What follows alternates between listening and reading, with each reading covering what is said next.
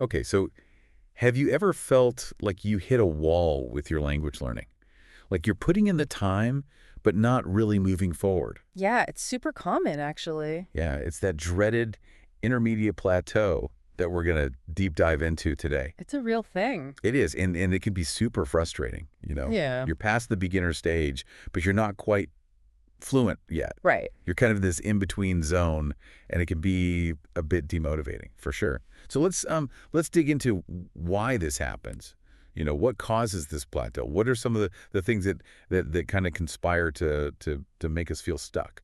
Well, one of the most interesting things that happens, I think, is simply in the way that our brains have to deal with new information. Hmm. So if you think about it like learning the most common words in English, in the beginning you're grabbing those words like the A is, they're everywhere. That's why it feels like you're making so much progress early on. Yeah, it's like picking the low-hanging fruit of language. Yeah, exactly. But as you become more advanced, each new word is statistically less frequent. So you might be working just as hard, but these words don't appear as often in the things that you're reading and listening to. Right. So it's that feeling of diminishing returns, I guess. You're Exactly. putting in the same effort, but seeing smaller gains. Yeah, the 10,000th most common word in English might only appear once every 143,000 words. Wow. So it's no wonder that they're hard to learn and retain. Yeah, that makes a lot of sense.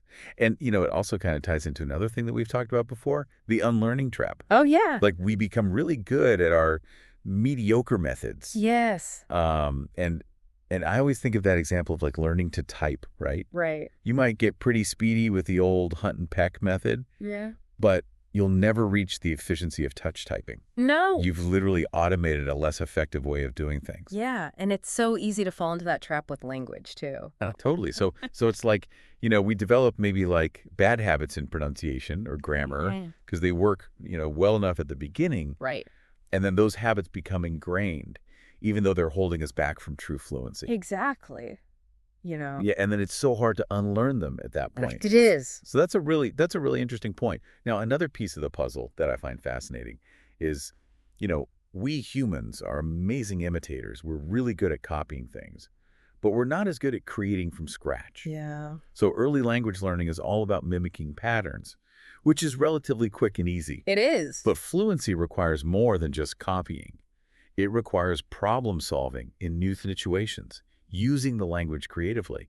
And that transition from copying to creating can be a major hurdle and can contribute to that plateau effect. It's like the difference between, following a recipe and coming up with your own dish from scratch. Exactly, yeah. So we've got, these three kind of interesting reasons, this increasing rarity of new words, the trap of those early bad habits, and then this shift from simply copying to needing to create with the language. Yeah. And they all kind of contribute to that feeling of being stuck. It's really interesting. Now, you mentioned Stephen Krashen earlier, who's done a lot of work in linguistics.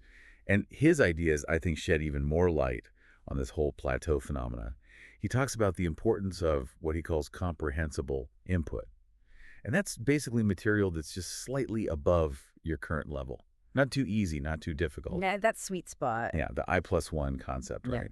Where if it's too easy, you're not really challenged. But if it's too difficult, you get overwhelmed. Exactly. And, a lot of times I think intermediate learners get stuck consuming content that's just too easy for them. It's comfortable, but they're not really progressing. Yeah, you get kind of complacent, Yeah. Like you're in your linguistic comfort zone, but you're not really pushing yourself to that next level.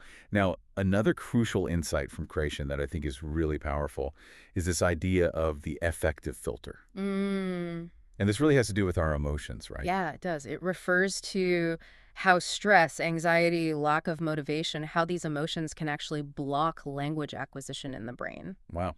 So even if we're getting that perfect level of challenge, Yeah. even if we're consuming that I+1 material, if we're feeling discouraged or overwhelmed, it's just not going to stick. Yeah, it's like trying to learn something new when you're exhausted or stressed out. Right. It's almost impossible for the information to really sink in. It's like your brain is just not receptive to it. Exactly. So I guess what we're seeing here is that we need to tackle both of these things, right? Mhm. We need to make sure we're getting the right level of input, Yeah. but we also need to keep those negative emotions in check. Yeah. Now, before we dive into some more practical strategies and tips for actually breaking through this plateau, I want to just pause here for a moment.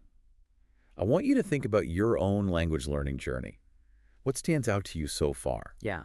Which of these reasons resonates most with your own experience? It's really easy to get discouraged when you're in the thick of it, but recognizing these patterns, I think, is the first step to breaking free. So think about which one of these plateau culprits might be holding you back, and we'll be right back with more in just a moment.